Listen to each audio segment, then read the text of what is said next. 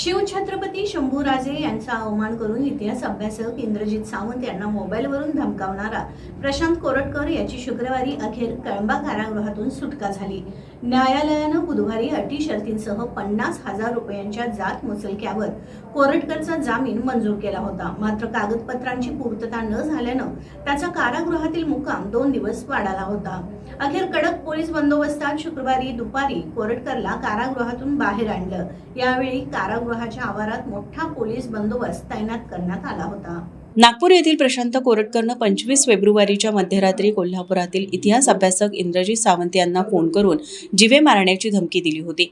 यावेळी त्यानं शिवछत्रपती शंभूराजे यांच्याबद्दल अवमानकारक वक्तव्य केलं होतं।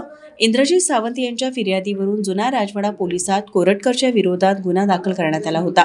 यानंतर तो पसार झाला होता। कोल्हापूर पोलिसांनी कोरटकर याला तेलंगणा इथून 25 मार्च रोजी अटक केली। 5 दिवसांच्या पोलीस कोठडीनंतर त्याची न्यायालयीन कोठडीत रवानगी झाली होती। त्यानं वकिलांमार्फत जामिनासाठी अर्ज केला होता।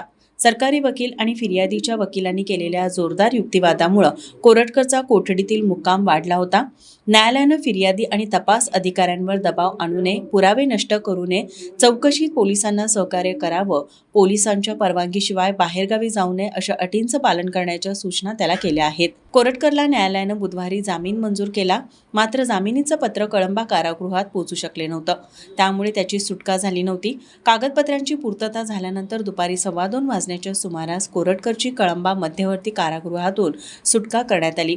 यावेळी कळंबा कारागृहाच्या परिसरात मोठा पोलीस बंदोबस्त तैनात करण्यात आला होता। परिसरात बघ्यांनी देखील मोठी गर्दी केल्यामुळे वाहतूक कोंडी देखील झाली होती।